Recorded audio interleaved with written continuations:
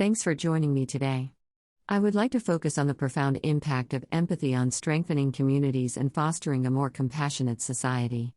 Empathy, the ability to understand and share the feelings of others, is a fundamental human trait. It forms the basis of our social bonds and enables us to connect with others on a deeper level, transcending differences in background, culture, or beliefs. Moreover, empathy is a catalyst for positive social change. It motivates individuals and communities to address social injustices, offer support to those in need, and work towards creating a fairer and more inclusive society. Furthermore, empathy enhances conflict resolution and cooperation within communities. When people genuinely empathize with each other's perspectives, they are more likely to find common ground and collaborate effectively, leading to stronger, more resilient communities. In conclusion, empathy is a powerful force for building stronger, more compassionate communities and promoting social cohesion. It is a skill that we should cultivate and encourage in ourselves and our communities, as it holds the key to a more harmonious and connected society.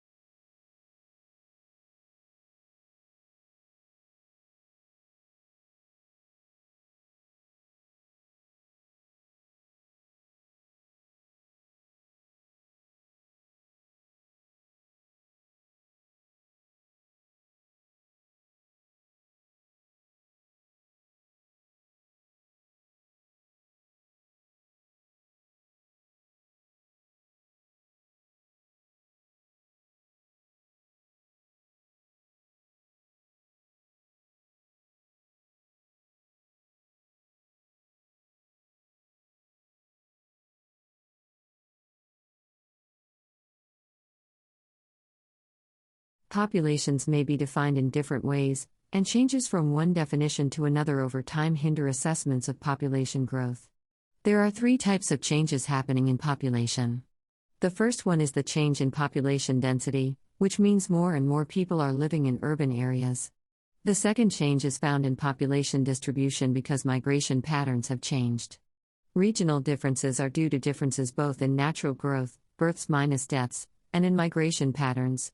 The third one is the change in aging structure as women have less children, which leads to serious aging problem.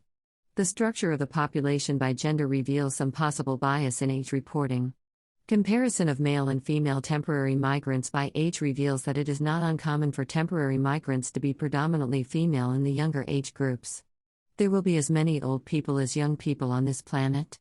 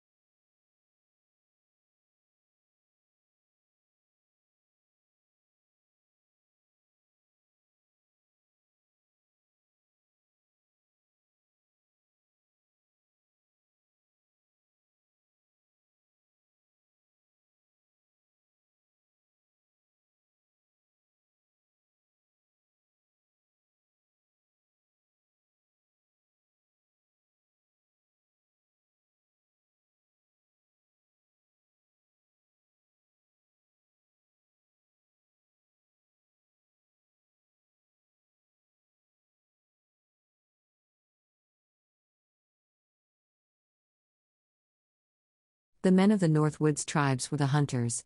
The hunting season began in the fall and continued until midwinter. These expeditions frequently took the hunters away from the village for long periods of time: moose, deer, beaver, bear, and elk with the animals sort large. Deer drives were common, and small animals were taken with snares, or the bow and arrow. Did the women ever go hunting with the men? The women often accompany their husbands on hunting parties. Their job was to take charge of the camps. Do you mean they just cook for the man? I thought the Native Americans had more of a system of equality over all men and women shared the labor on hunting expeditions. Women basically supported the men whose job was to procure the game.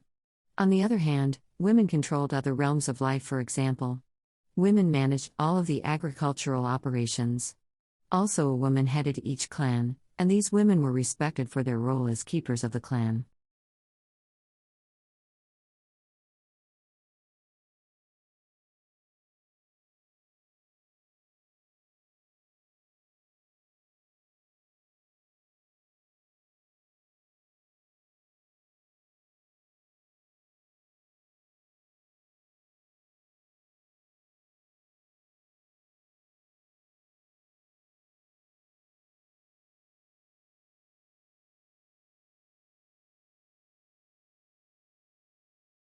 First, though, family members, politicians, historians, and civil rights advocates are paying tribute to Colin Powell, an American military and political leader who passed away Monday at age 84.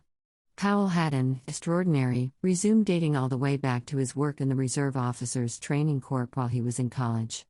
At that time, Powell had attained the ROTC's highest rank and he continued to advance his military career from there.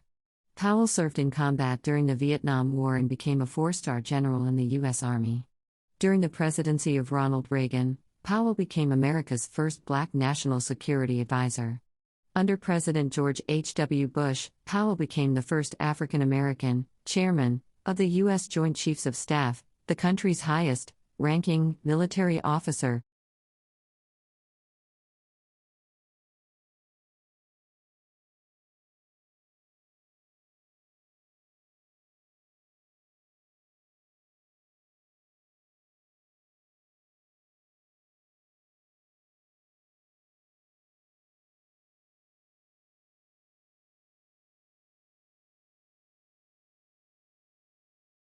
What I'm trying to understand, and what other colleagues of mine are trying to understand, is how we move from that cold climate condition to the warm climate condition that we enjoy today. We know from ice core research that the transition from these cold conditions to warm conditions wasn't smooth, as you might predict from the slow increase in solar radiation. And we know this from ice cores, because if you drill down into ice, you find annual bands of ice, and you can see this in the iceberg. You can see those blue-white layers. Gases are trapped in the ice cores, so we can measure CO2. That's why we know CO2 was lower in the past, and the chemistry of the ice also tells us about temperature in the polar regions.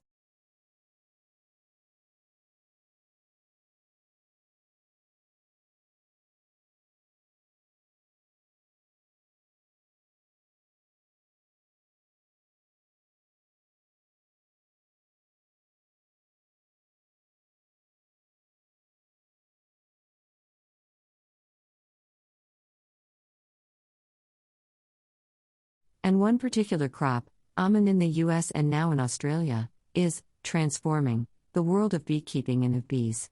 What has happened is that something serendipitous came along, that people found out, that doctors found out that almonds are good for you. Confection, but it's good for you. The almond board got a very aggressive promotion going on for almonds. They actually, I just heard recently, send out sales reps to cardiologists at hospitals to promote the heart benefits of almonds. In a very good promotion of almonds, and it's legitimate promotion because they are a healthy food.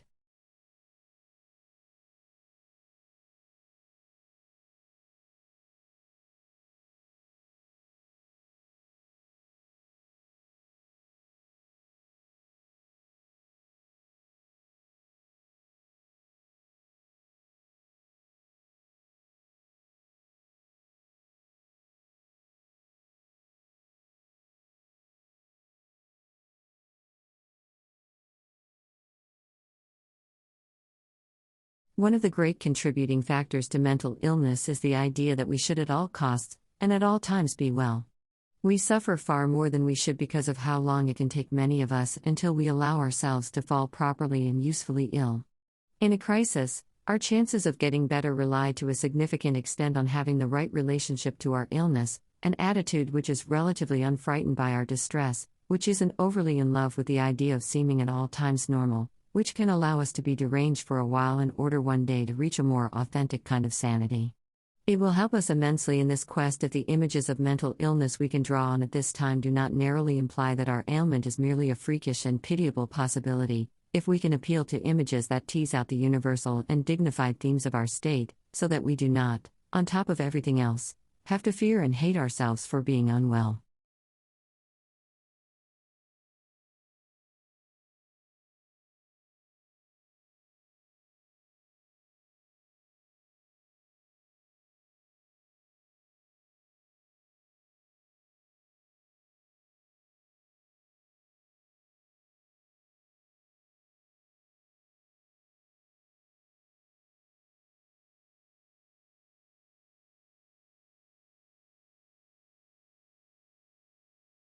Map-making has a long and fascinating history, both before Ptolemy produced the first great map of the world and after, up to the beautiful simplicity of a London Underground map and the precisely detailed Ordnance Survey maps, which cover almost every inch of the United Kingdom.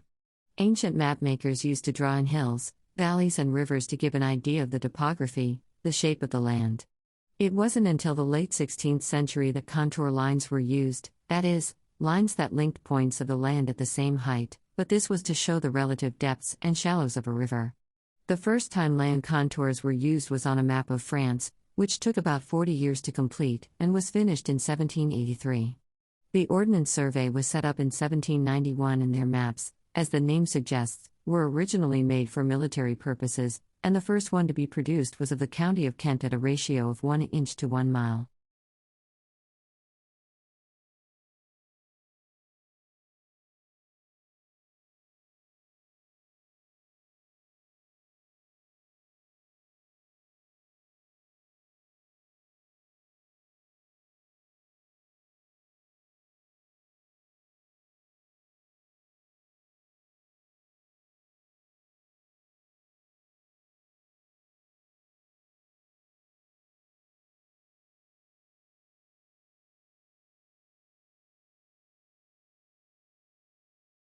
I don't understand road rage. It is a problem that is getting worse all over the world. People are turning into monsters when they get behind the wheel of a car. They think the road belongs to them. They think they don't have to follow speed limits or consider other drivers. I wonder why this is. What is it about cars and driving that turns normal people into maniacs? Some people simply hoot and shake their fists. The funny thing is that they also do the same things to make other drivers angry. Serious road rage happens when someone gets out of their car and gets angry. They can punch the other driver and sometimes even kill them. Why would you want to kill someone because they overtook you?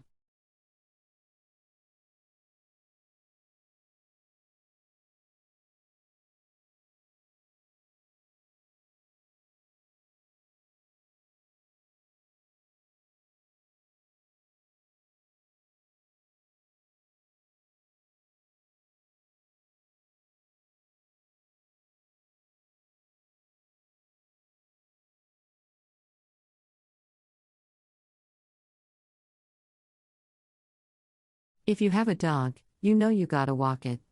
But do you know how it walks?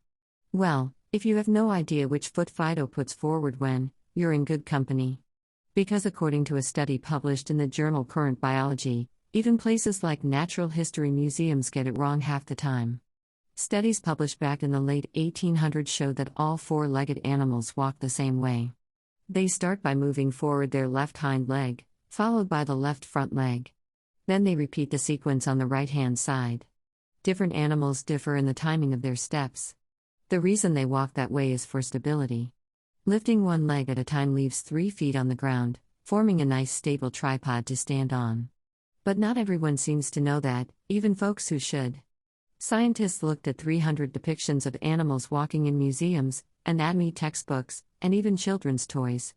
And they found that nearly half the time these images get it wrong. For a toy, that kind of inattention to detail might mean that Rex has a tendency to roll over. But for museums to mess up like that? They just don't have a leg to stand on.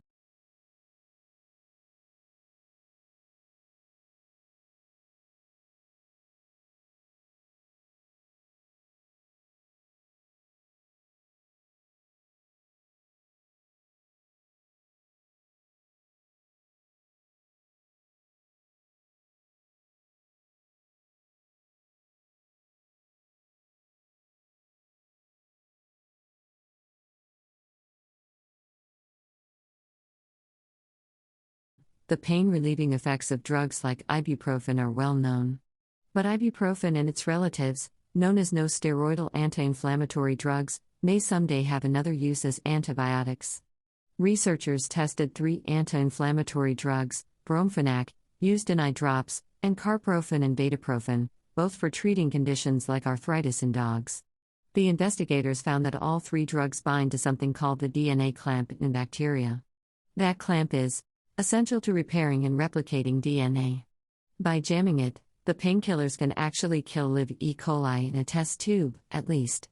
The findings appear in the journal Chemistry Biology.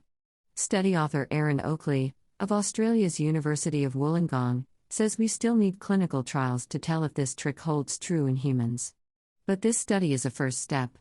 I guess it alerts a lot of clinicians to the fact that some of the nonsteroidal anti-inflammatory that they're using may have this off-target effect. And it gives drug developers like Oakley and his colleagues a whole new way to attack antibiotic-resistant bacteria.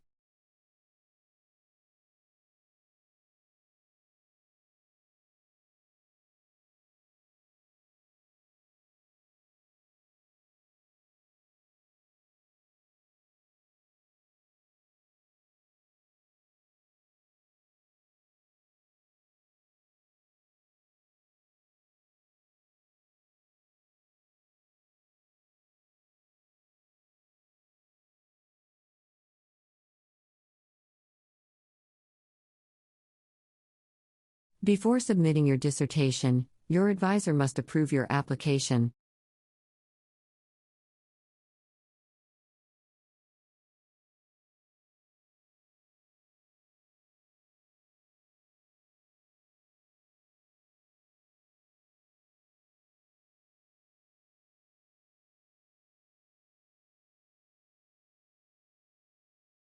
Before completing the exercise, you need to read the remaining chapters.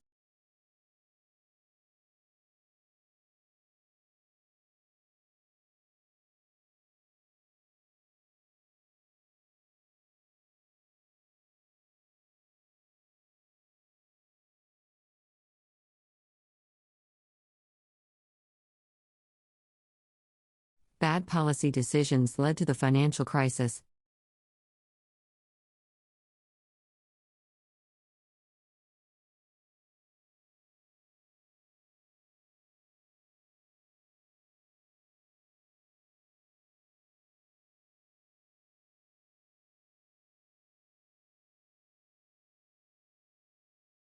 Attracting skilled workers to the city with expensive housing is hard.